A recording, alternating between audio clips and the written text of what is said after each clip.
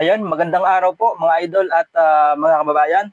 Magandang balita po ito para sa mga kasalukuyang nakaupo na mga barangay at SK officials sapagkat aprobado na po yung House Bill number 11287 ng Kongreso. Pero masamang balita po ito bad news po ito doon po sa mga nagbabalak na kumandidato sa 2025 December election.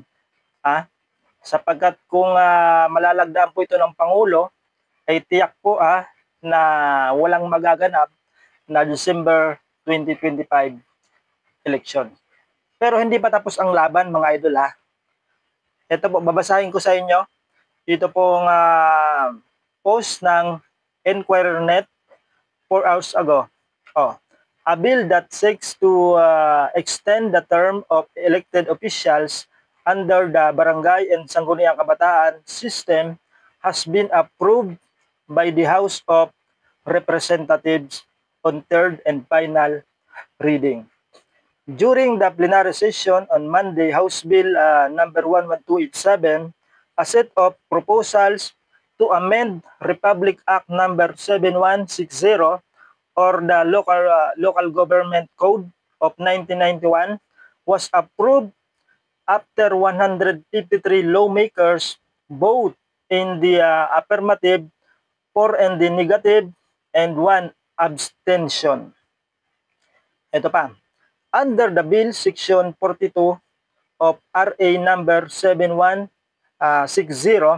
will be amended to hold the next barangay and Sangguniang Kabataan elections by the second Monday of May 2029, while the elected barangay official will now serve 6-year terms instead of just 3 years, mga idol. So para maunawaan po ninyo babasahin po natin sa wikang Pilipino na. Post po ng 1FM Dagupan 3 hours ago. Inaprubahan na sa ikatlo at huling pagbasa ng House of Representatives ang panukalang batas na naglalayong palawigin ang termino ng mga halal na opisyal ng barangay at Sangguniang Kabataan ngayong Hunyo 9, 2025.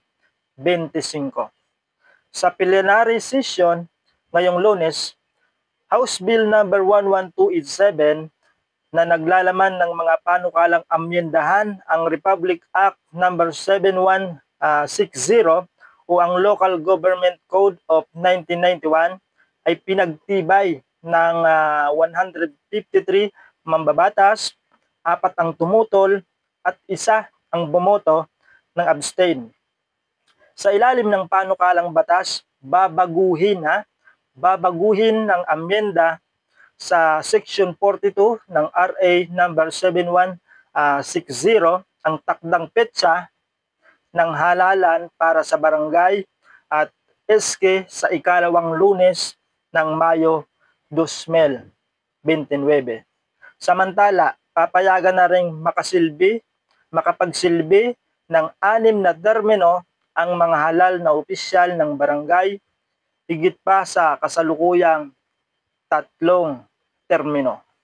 So yan po yung balita mga idol Aprobado na nga po pasado na po yung panukalang batas yung House Bill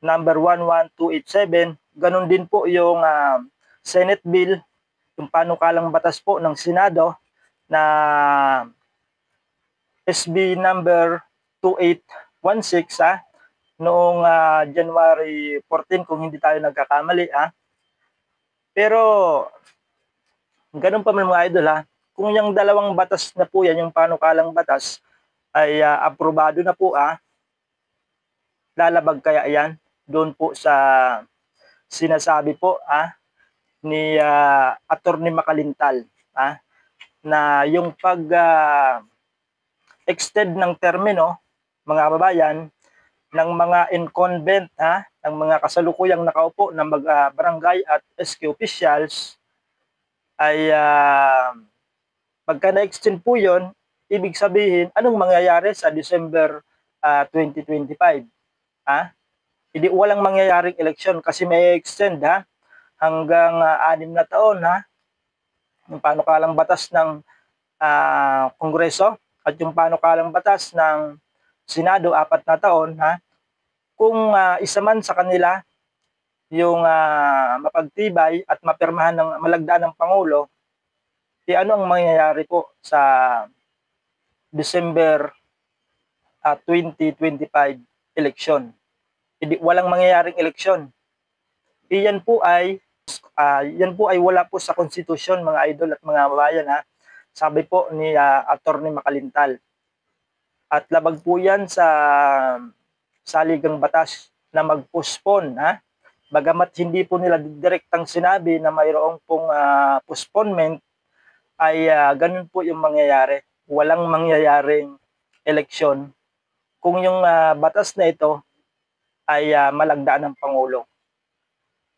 So pakinggan po natin ito pong pahayag po ni Attorney Makalintal patungkol nga po dito sa mga panukalang batas na ito na isinulong po ng Senado at ng Kongreso. Ito po, pakinggan po ninyo.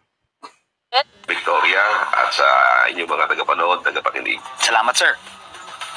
Sir, ito nga po, meron sa House na bill, ang term po nila ay fixing yung term ng barangay at sangguniang kabataan officials to 6 years. Tapos sa Senate naman po, ang gusto nila ay 4 years. Ano po ba ang inyong reaction sa mga ganitong move? Yung parehong bill na yan panlilin lang, deceptive, at inililigaw nila ang taong bayan. Alam mo, inamin na rin ni Congressman Panaligan ang karapatan nila mag-fix ng term. Sinasabi ni Congressman Panaligan, iniwasan nila yung postponement at extension. With due respect to Congressman Panaligan, parang hindi niya nabasa yung ginawa nilang bill. Bagamat ang title ay fixing the term, maliwanag doon sa bill na yun, pinopostpone nila yung December 2025 election at ini-extend nila ang term of office ng kasalukuyang barangay officials hanggang sa 2029.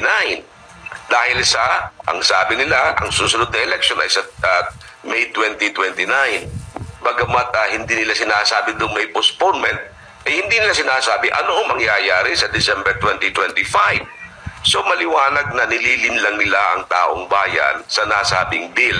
Kaya inamin na rin ni Congressman na Panaligan na ang isang bill ay dapat na isa lamang bagay ang tinutumbok noong titulo.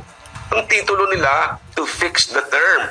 Pero ang nilalaman ay extend the term of office of the incumbent barangay officials, postpone the December 2025 election, and hold over ng incumbent barangay officials.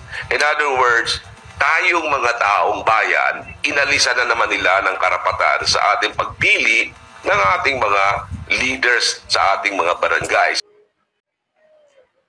So ayan, malinaw po na napakinggan natin at napanood yung mga pahayag po nitong si Attorney Makalintal patungkol nga po dito sa mga batas na ito na ito daw nga po ay isang panlilin lang sa mga mamamayang Pilipino.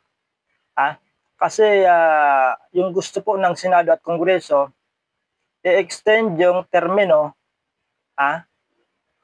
pero wala sinabing ipopospone yung December 2025 election. So kung masusunod po yung batas na isinulong po ng Kongreso at ng Senado, ibig sabihin po sa 2029 pa magkakaroon ng eleksyon, o kung sa Senado man yung nasunod, sa 2027 pa po magkakaroon ng barangay at sangguniang kabataan eleksyon. Ano po yung mangyayari sa December 2025 election? Mawawala po yun Ibig sabihin po, pagka walang nangyaring eleksyon sa December 2025, anong kahulugan nun mga idol?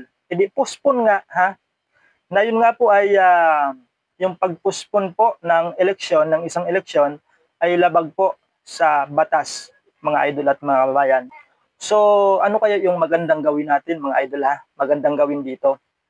siguro ko po ay para sa akin lang po, opinion ko lang po, dapat pong ituloy ito pong December 2025 election. Pagkatapos po ng December 2025 election, ay sa kanila ipatupad, saka po nila ipatupad ito pong mga batas na ito, ng Senado at ng Kongreso, na pag-extend ng termino ng mga barangay at sangguniang kabataan officials.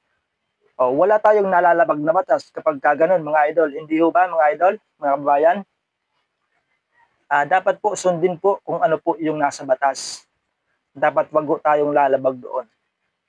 Okay po? So abangan po natin, mga idol, kung yung mga panukalang batas ba ng Senado at ng Kongreso ay malalagdaan po pagkatapos ng bicameral conference, kung malalagdaan ba ng Pangulo ng Pilipinas. Yun po yung aabangan natin, mga idol at mga bayan. So maraming salamat po sa inyong panonood at ingat po tayong lahat. Bye-bye po.